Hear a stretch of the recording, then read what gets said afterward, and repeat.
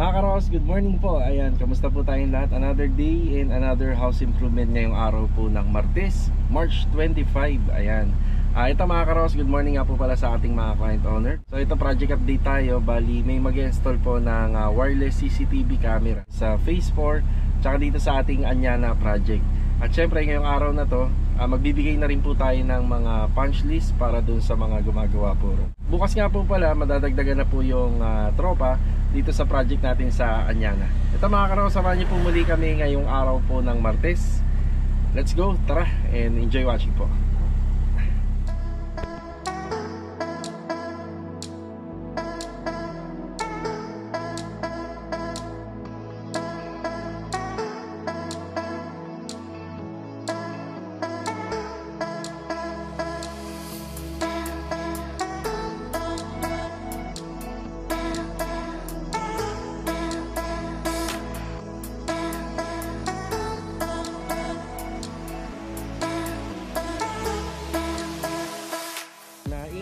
Diretso pa sila ng Phase 4 sa Lumina. Hindi na ako makakasama dahil may mga inabang na kami na mga hindi makalat.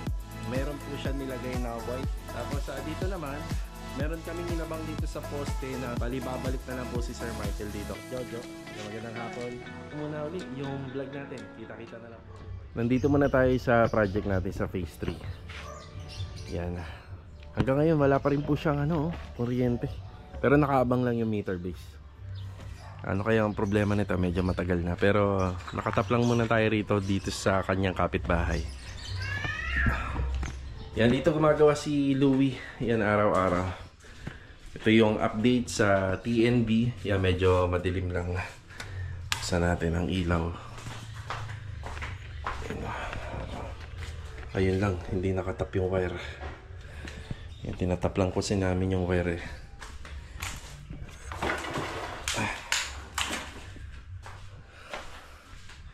Ito sa TNB naka-tiles na to.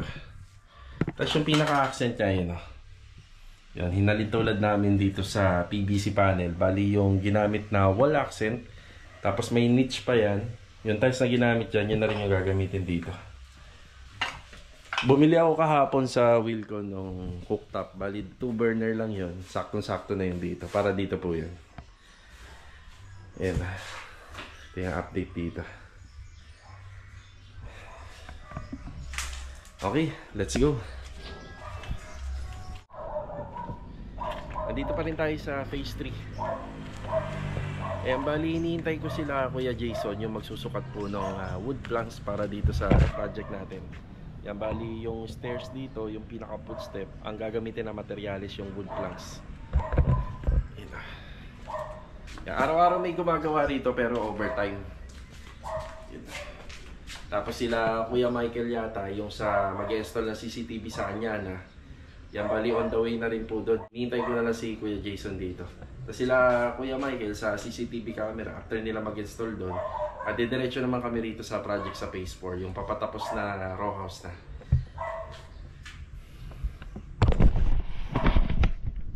Yan, ito kahapon, yan medyo maluwag-luwag na. Kasi habang natatapos yung mga walls, yan, kahit pa paano po ay nasa-segregate na natin yung mga materyales. Ito ginagawa na to nila Master Batang. Kasi ito patapos na. Yan, inabutan natin to kahapon na hindi pa ganito. Medyo marami pang nakakalat. Mamaya, ito naman yung gagawin. Papagawa na po natin yung installation ng tiles dito.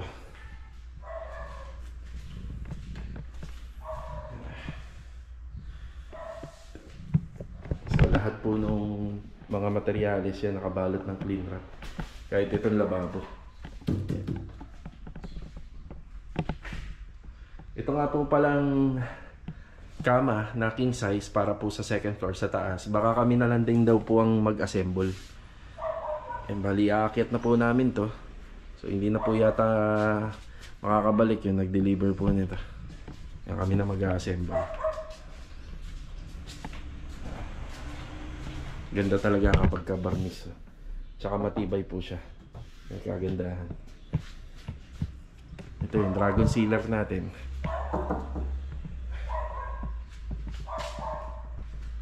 Ito, nandito na sila Kuya Jason. Bali, ano po yan? Tiles. Tiles na. Tiles na po yan. Wala na. Wala na po yan.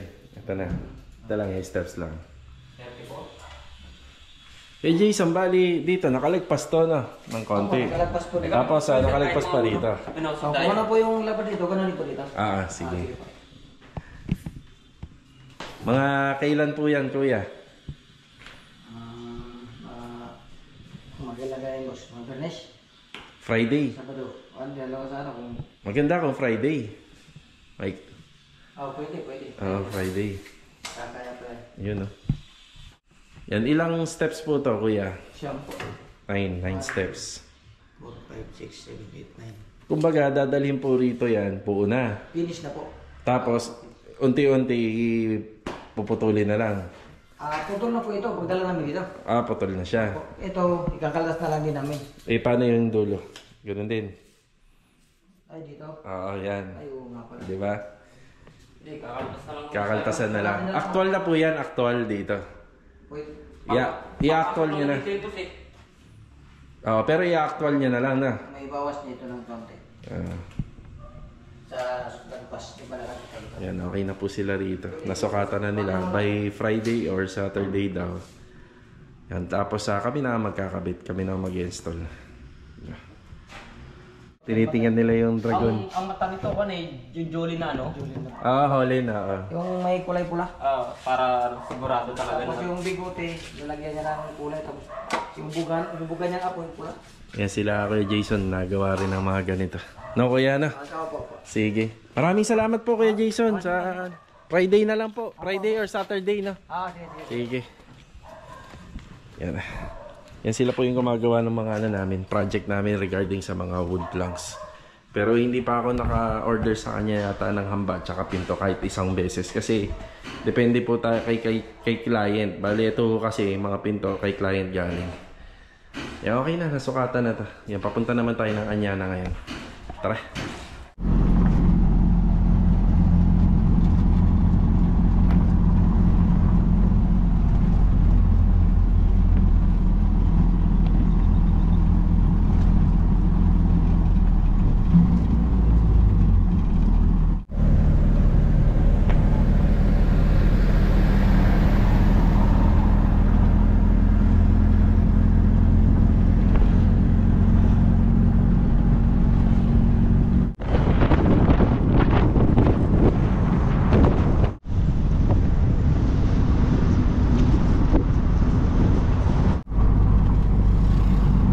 Okay, nandito na po tayo sa Anyana project. Ayan, mag-ano na po mga karohos, magbe-break time na. Anting ilang minuto na lang, magbe-break time na.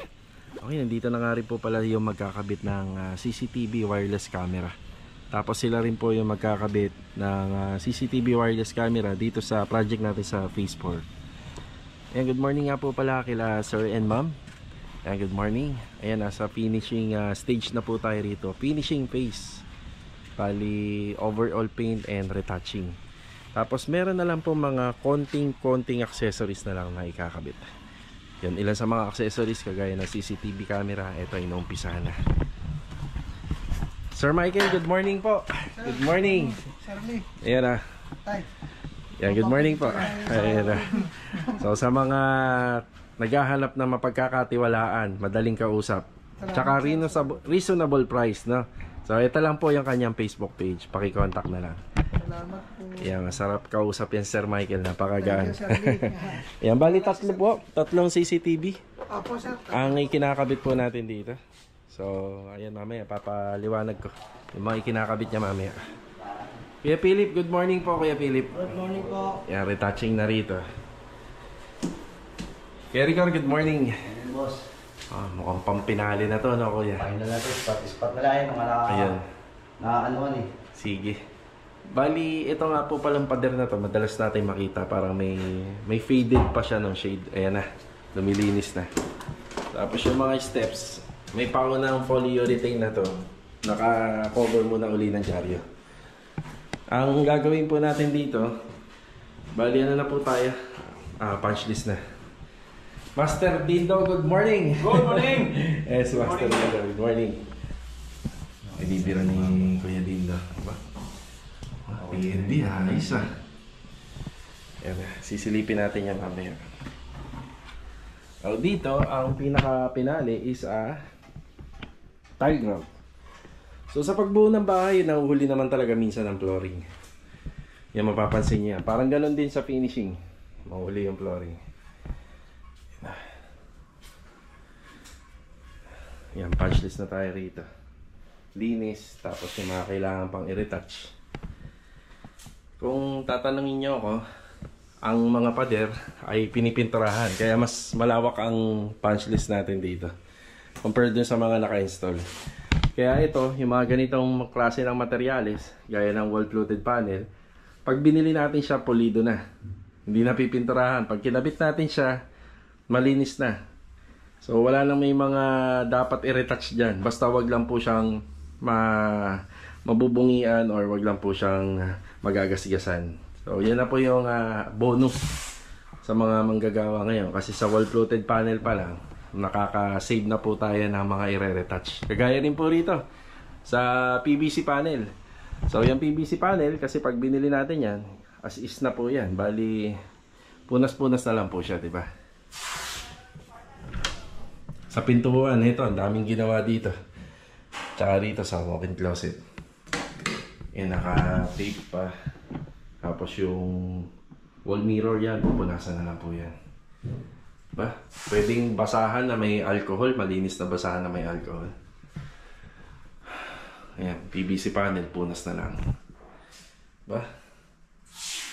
Ang linis na. Kapag sobrang linis na, pwede na nating ibaba or i-uncover yung mga Korean blinds. Yan, pwede na po yan. Tapos ito din, pwede na po natin na i-uncover po to para ka-ready na. Pagdating ni client, diretso ihiga na lang. Magbubukas ng aircon, ihiga, magbubukas ng sliding. Sarap ng buhay. No, kuya? Sarap ng buhay, di ba? Siyempre, deserve nila yan. Ginastusan nila yan eh. Yan na. Yan na. Dito. So, lahat po to inspectionin ko ngayong araw. Tapos, mag-punch list tayo. Para yung mga tropa, mga manggagawa, alam na po nila yung mga babalikan nila. Ito nga po pala, dimagnet yan. Yan, yung binili po natin na door lock or door stopper. Yan.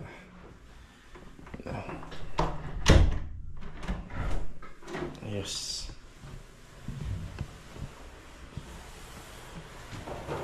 Magaling din sila Kuya Rigor sa pader.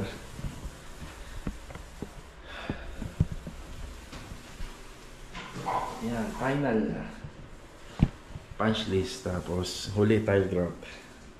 Yung tile grout na gagamitin pala namin dito, ito malinis na to. Gagamitan lang ng vacuum cleaner po to.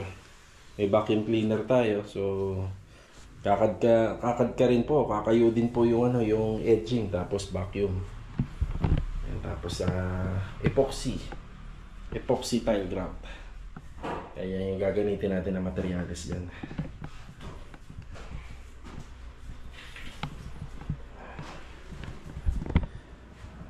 Yan, malapit na pong mag break time. Siguro mamaya na lang ako maglilista kapag ka break time na. Ang ginagawa ni Kuya Dindo rito, yung pagitan ng hambang at saka ng pader, ilalagay niya na ng cuttings. Ayan o. Para malinis. Para malinis puting yan. Yan, lalagay niya na ng cuttings.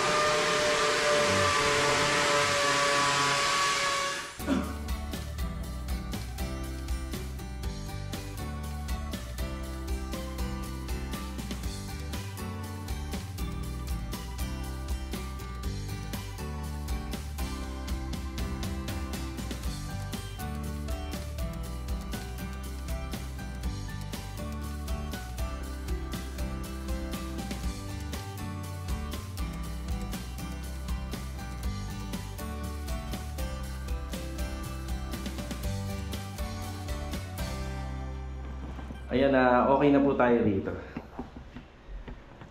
Yan, isa lang naman yung pinagdidiscusan ko ng mga punch list natin, si Kuya Dindo. Kaya na bahala dyan. Okay, dito sa may bedroom 1, yan. Marami pa tayong nakita pero tingnan nyo sa video, ang ganda na. Pero importante yan, may mga nakikita at makikita tayo, hindi pwedeng wala. Pero maganda na siya, di ba? Yan. Tapos dito, wala na akong masabi rito kasi inuumpisa na nila to eh. Yan, finish na nila to. Siguro ang mga may iwan dito, yung sa handrail at saka to, window grills. Pero the rest, ito ikakabit na lang. Wala na akong masabi rito. Tile grout na lang. Panghuli dyan, laging tile grout yung pinaka nasa ilalim ng listahan. Yan din dito. Yan ah. Yan, meron din po tayong mga nakita dyan. Pero ang kagandahan nito, may susundan na sila. No, kuya. Kasi importante din. Yan, may susundan na. Alam namin yung talaga. Yan, ganun din dito sa kabila. Tapos, check lang. Check lang. Tapos, ganun din dito sa walk-in closet. So, dito pa lang po muna ako magbibigay. Eto, kahit hindi na tayo magbigay ng ano rito, kuya eh. Alam na to eh. Alam na to, kitang-kita naman na kung ano yung gagawin. Diba? Sorry, alam naman to eh. Ulit lang. Retouching lang, tsaka linis yun dito. Yan, dito medyo marami pa tayong nakikita. So, isang sample, malinis siya sa video. Ito, tingnan nyo to. Ayun, lumagpas na pintura. Yan, tatanggalin din po yan. Yan, tanggalin. Tapos yung sa outlet, kaya kunyari nito, lumagpas na pintura. Ayan. Yan, tatanggalin, lilinisin. So, ito lang po muna yung update natin dito sa punch list natin dito sa may Anyana. Yeah, sila kayo din na bahala dyan. Kaya nga meron kaming ilang linggong allowance pa. Kasi puro ganyan na yung gagawin nila. Okay. Yan na.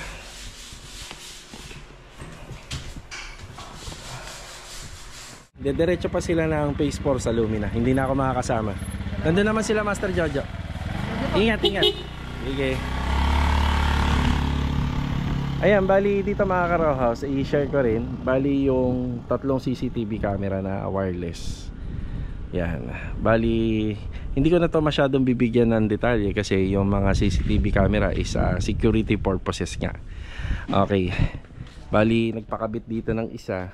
Ang ganda ng pagkakakabit kasi hindi mo halatang ano to, CCTV camera, parang modem lang. Tapos ang kagandahan nun, dahil may mga inabang na kami na mga saksakan dyan, yung trabahong ginawa ni Sir Michael dito, hindi makalat. Meron po siya nilagay na white junction para sa CCTV. Nandun po nakatago yung iba pang mga kable nitong pinaka CCTV camera. So itong angle na to, sakop niya na to. Yung wide na yan, okay na po yan. Tapos dito naman, meron kaming inabang dito sa poste na tugang outlet. So magkabilang angle na yan, meron po dito. Yan, sa part na yan. Tapos dito naman sa isa, yung para rito. Yan. Bali, ganun din yung pagkakakabit, pagkaka-install, napakalinis din. Yan, nakasaksak. So wireless CCTV camera po siya. Tapos yung configuration nito, papuntang internet connection para dun sa access sa cellphone nila client. Bali, babalik na lang po si Sir Michael dito kapag may internet na. Ayun. So sila na pong bahala dyan. So dito hindi na muna ako magbibigay ng mga punch list. Yan, para rito sa ginagawa nating project sa Anyana, dito sa may mga outdoor area, sa may corner, at saka dito sa may interior first floor area. So tuloy-tuloy lang po sila rito. Yan, kagaya niyan. Ha? Alright.